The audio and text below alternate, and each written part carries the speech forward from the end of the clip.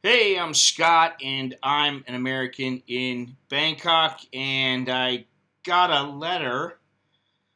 Yes, I got a letter, and it's a response to the video that I put up the other day, finding a Thai sugar mama, plus comments from a Chowderhead. This response, this letter comes from a guy named Tony from Italy.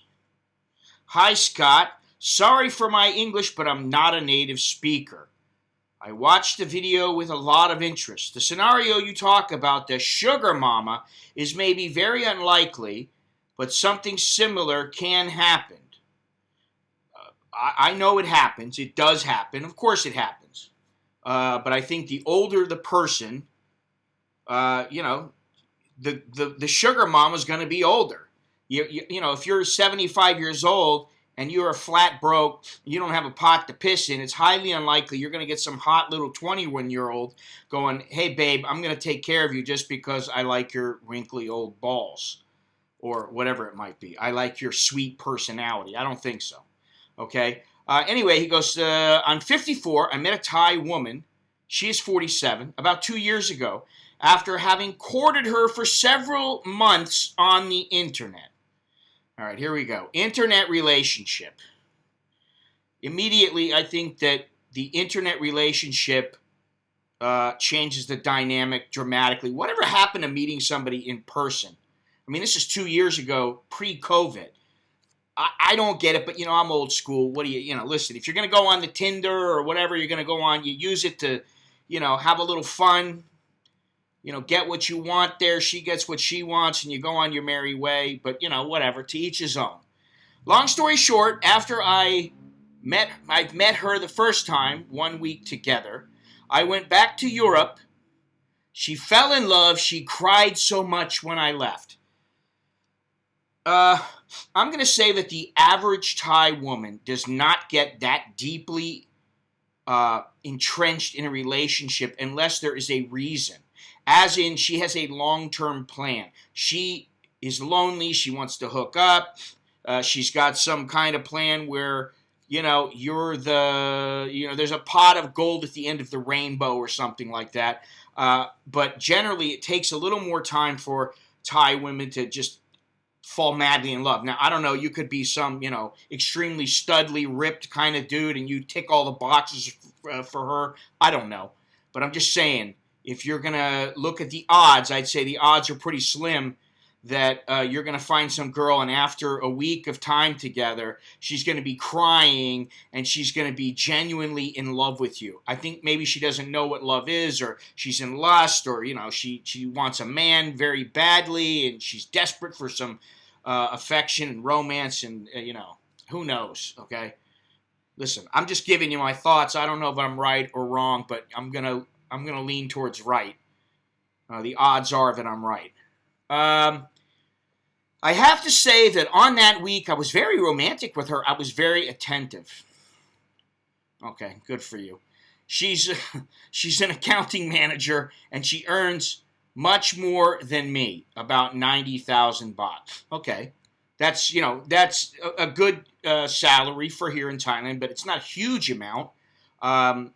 It's 3,000. It's just under $3,000 a month. She doesn't have children, and she's divorced from the husband. I'm not even going to go there. I'm just going to assume that everything checks out. She has been divorced legitimately, and there's nothing going on, blah, blah, blah. When I lost my job, she paid for the ticket to go visit her. Moreover, I learn less than her, and because I have 2 children at the school, university and high school, so I don't have much money to spend on travel. But she said, no problem, it'll help you so you can come to me. Every time I visit her, 1 to 2 weeks, she pays everything. Now, I got to stop you right there. Well, that is very nice, and she could just be generous. It's so unlikely to find somebody like that. And I really have my doubts about this long term.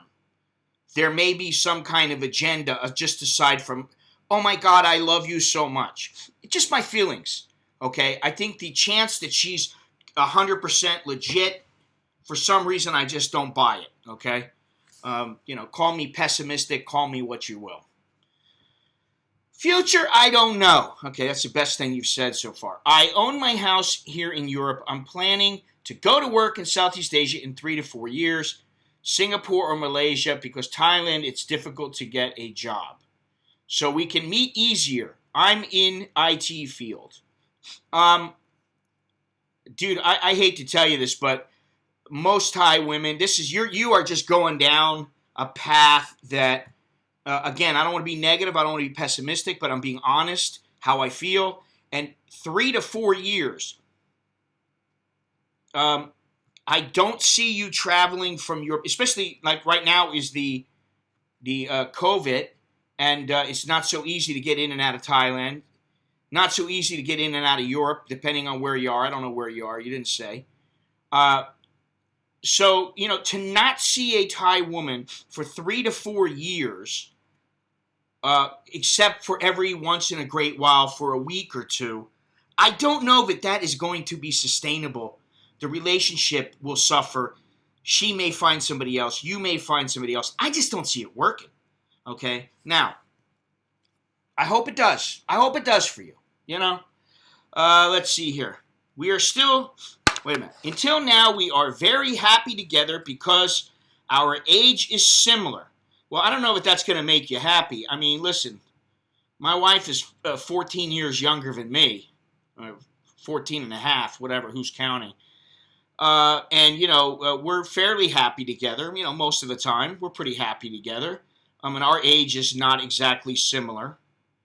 I think it's about where your mind is, where your minds are as a couple, and what period of your life you are in, and do you want the same things, or do you are you accepting of each other, and so many things. But okay, let's say you're happy because your age is similar. Okay, good.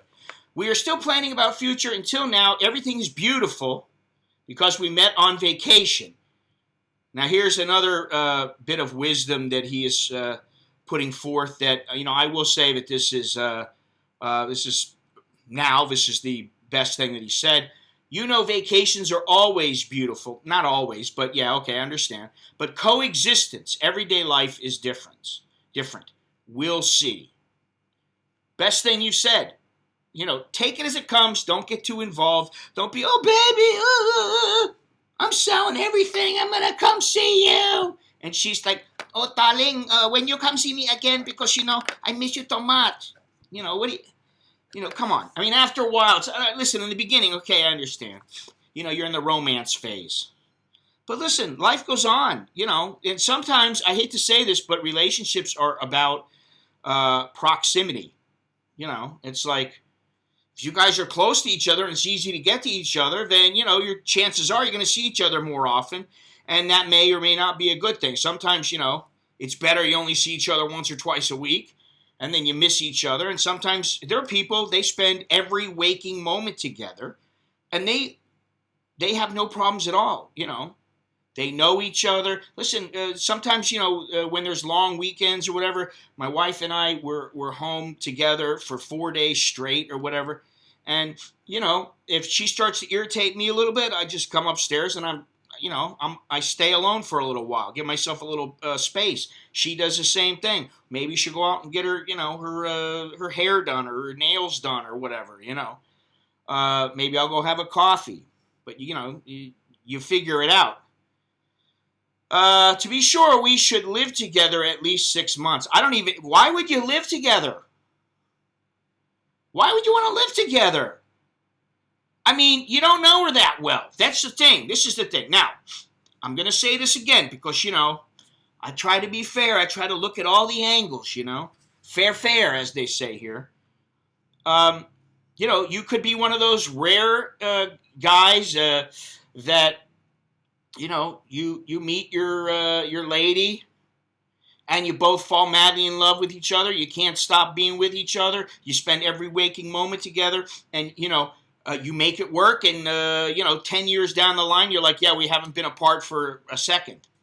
But, that kind of stuff, I'd say, on the whole, from what I see and what I know and my experience, That's not who it is, because, you may have things to do. She has things to do. You're going to be in Singapore or Malaysia. You're going to try to.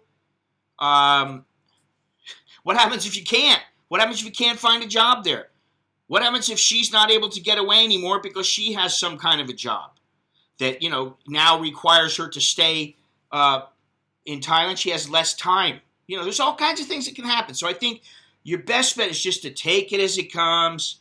Don't profess, you could say, hey, I'm really into you. I hope it works out, blah, blah, blah. But, we'll see. Take it as it comes, baby. Take it easy, baby. Take it as it comes, that kind of thing. To be sure, we should live together at least 6 months. That's what happens here in Thailand. What happens is you can't stay together because you're from different countries. I mean, it's with bar girls, not with bar girls, whatever. They're here, you're there. You're not able to see each other all the time because you've got your lives in your respective countries.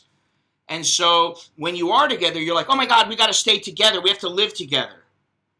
And I think that's, while that's sweet, it's also a recipe for, you could say you're going to find out real quick if you're compatible. But it's also a recipe for kind of disaster. I mean, you're going to have to get rid of her. It's easier to get rid of her if she's not living with you and you're not living together. And if you don't know her, why do you want to live with her? And I'm not, I'm just looking at all sides, okay? To be sure, we should live together at least 6 months, I think. Well, you should think. But now I can't, so I have to bet on the future. Well, that's what it is. It's a bit of a gamble. I mean, listen, getting into a relationship is always a gamble. And, the thing is, you need to try to make it to where chances are the odds are in your favor. That's life, my friend, but I always think positive. See, I don't take it the same way as you. Now, granted, I'm married. But I got to the point, when I met my wife, I had got to the point where I was like, listen, if things work out, great. If they don't, whatever, next. There's going to be others. Not for every guy. Some guys have more trouble, getting with women than others. But I figured, listen, at some point there will be another woman in my life. And while it may pain me to think that way, may pain me to think about separating for the woman that I was with or whatever, it's the truth. Don't pussyfoot around. Don't be a softy like most people are nowadays.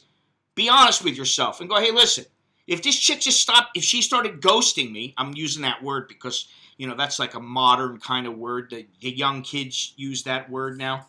Ghosting. I never used it when I was young. I never knew, ghosting. What the hell is that? Some chick ghosts you. You go, oh, well, on to the next one. Next. It's that simple. I mean, really, don't give this too much weight. That's my opinion. Don't think it's so important that, oh my God, the world is going to end if we can't be together. Just see what happens. Take it as it comes. There'll probably be another one. And if not, well, you're just going to have to wait a while. That's all. Simple as that. All right? Anyway, I have spoken. I'd like to know, what do you think? Is this guy Chowderhead or not? Chowderhead or not? That is the question. I'd appreciate it if you all would subscribe if you haven't done so already. If you have, thank you for being here. And don't forget to click the thumbs up. Check out the description for all the ways you can help support the channel. There's my t-shirts and mugs. Get 15% off. Use the coupon code Orwell. Visit my website. Everything's in the description. So until next time, I'm Scott. I'm an American in Bangkok. Choke D. Jerk and my. That's good luck and see ya next time.